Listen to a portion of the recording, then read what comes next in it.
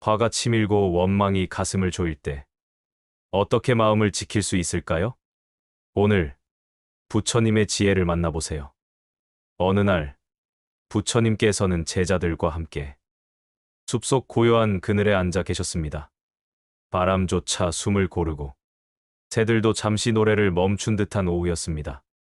그때 한 제자가 무겁게 입을 열었습니다. 부처님, 저는 얼마 전 예전에 저를 괴롭히던 사람을 다시 만났습니다.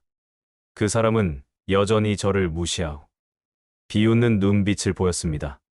화를 내고 싶었지만 스승님의 가르침이 떠올라 참으려 했습니다. 하지만 마음 한켠이 너무 괴롭습니다. 왜 저는 그 사람에게서 벗어나지 못할까요?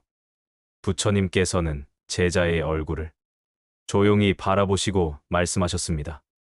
그대는 지금 상처받은 마음을 알면서도 그 상처가 어디서 오는지는 보지 못하고 있구나. 머무름이 없이 마음을 내라 하였듯 그대는 그 사람에게 마음을 머물게 하고 있구나. 그것이 괴로움의 근원이다. 부처님께서는 땅바닥에 나뭇가지로 조용히 원을 그리셨습니다. 원수란 내 마음이 그 사람에게 묶여 있다는 증거이다. 그 사람이 내 마음에 들어와 기쁨과 슬픔을 빼앗는다. 그것이 진정한 속박이다. 살다 보면 우리는 불편한 사람을 만납니다. 가족 안에서도, 친구 사이에서도, 예고 없이 상처 주는 말을 듣기도 합니다. 그럴 때 우리의 본능은 말합니다. 맞서, 싸워라. 똑같이 돌려줘라. 하지만 부처님께서는 말씀하셨습니다. 다툼에 이기는 자는 말로 이기는 자가 아니라 마음을 거두는 자다. 어느 날 부처님께 한 외도가 찾아와 거친 말로 모욕을 퍼부었습니다. 그러자 부처님께서는 차분히 물으셨습니다. 그대가 누군가에게 선물을 주었는데 그 사람이 받지 않는다면 그 선물은 누구의 것이 되겠는가? 외도가 대답했습니다. 받지 않았다면 준 사람의 것이겠지요. 부처님께서 고개를 끄덕이며 말씀하셨습니다. 그렇다. 지금 그대가 내게 던진 말은 내가 받지 않기에 그 말의 주인은 그대에게 남아있다. 마음은 붙잡을 수 없습니다. 지나간 마음도, 현재의 마음도, 앞으로 올 마음도 모두 흘러가는 것일 뿐입니다. 마음을 흐르게 두는 것이 괴로움을 줄이는 길입니다.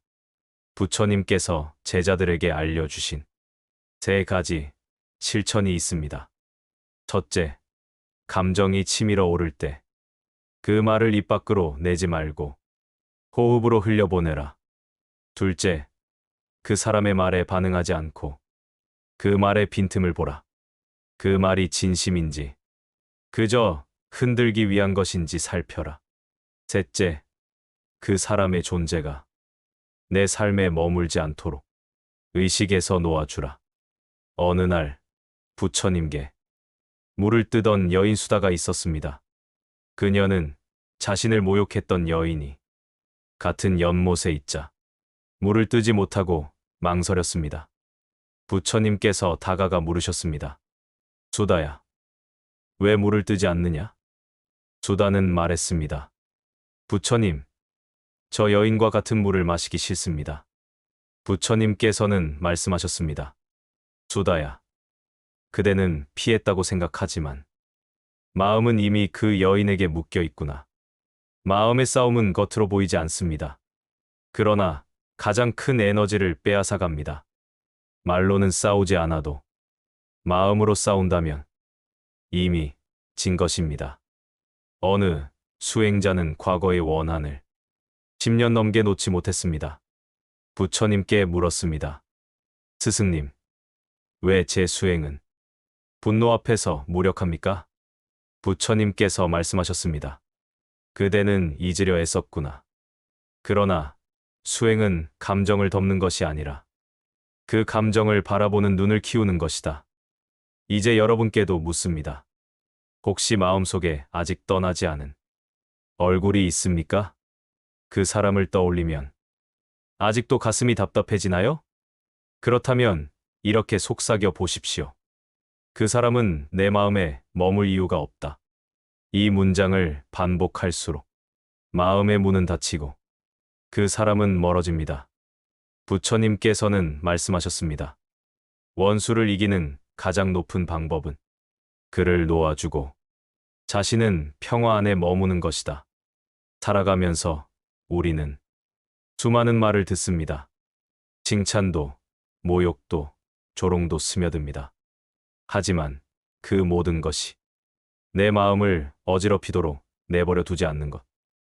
그것이 바로 부처님이 가르치신 머무르지 않는 마음의 힘입니다.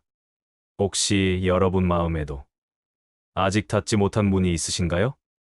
밤마다 열려있는 그 문틈으로 과거의 상처와 원망이 스며들고 있나요? 그렇다면 오늘 이 순간 조용히 마음속에 속삭여 보세요. 나는 이제 그 사람을 내 마음에서 놓아준다. 그 사람이 떠나간 자리에 내 평화가 머문다. 부처님께서는 늘 말씀하셨습니다. 원수는 내 밖에 있지 않고 언제나 내 마음 안에 있느니라. 마음을 비우면 원수는 사라지고 내가 곧 자유가 된다. 오늘 여러분의 마음에도 작은 평화의 등불 하나 켜지길 바랍니다. 그리고 언젠가 이 고요한 깨달음이 또 다른 이의 상처를 비추는 따뜻한 빛이 되길 바랍니다. 부처님께서는 말씀하셨습니다. 마음이 흔들리는 것은 바람 때문이 아니라 바람에 흔들리는 나무의 뿌리가 약하기 때문이다. 우리는 살아가면서 수많은 바람을 만납니다.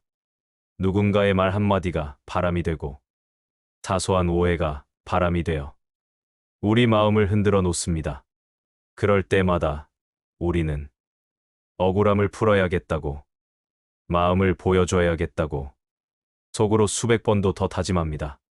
하지만 부처님께서는 그 바람에 몸을 맡기지 않고 흔들리지 않는 뿌리를 키우라고 하셨습니다. 그 뿌리가 바로 침착함입니다. 어디에도 머물지 않고 그 마음을 내라.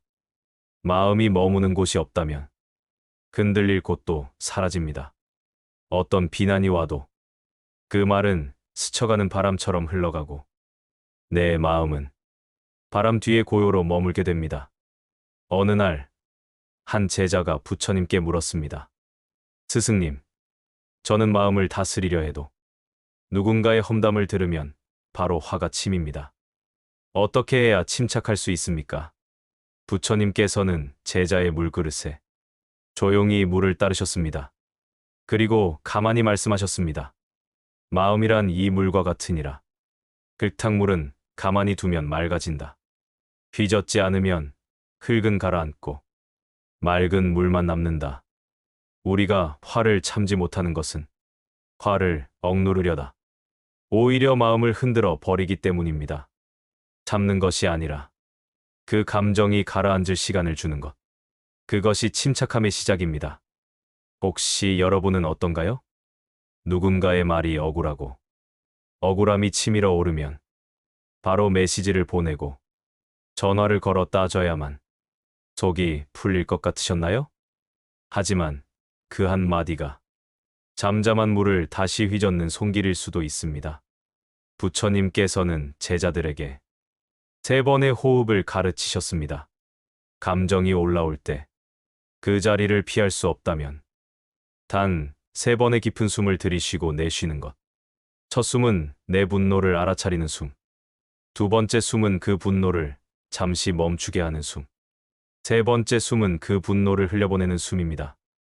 이 단순한 숨 3번이 말을 멈추게 하고 행동을 잠시 멈추게 하고 상대에게 휘둘리지 않게 합니다.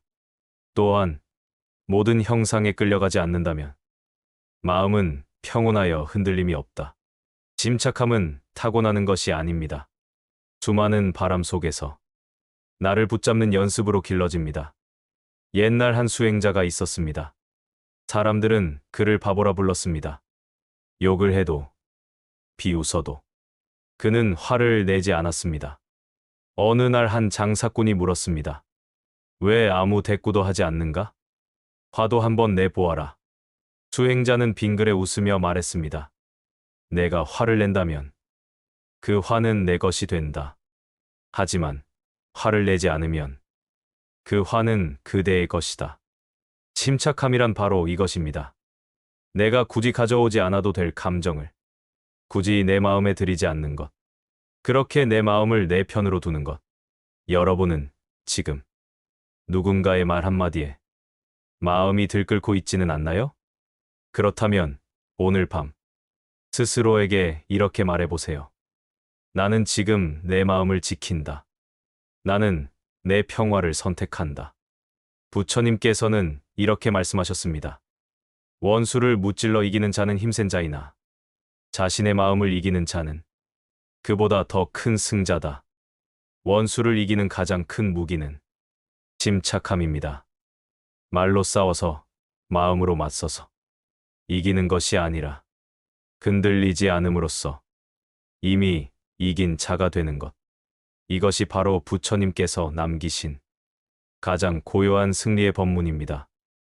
여러분의 오늘 하루에도 누군가의 말 한마디가 바람처럼 스쳐가더라도 그 바람에 흔들리지 않는 마음의 뿌리를 키워보세요. 그 뿌리가 자라날 때 우리는 더 이상 원수에 끌려다니지 않고 내 마음의 주인이 됩니다. 이제 작은 숨 3번으로 시작해보세요. 그 숨이 여러분 마음의 평화가 되어 오늘도 고요한 밤을 지켜줄 것입니다. 나무아미타불 관세음보살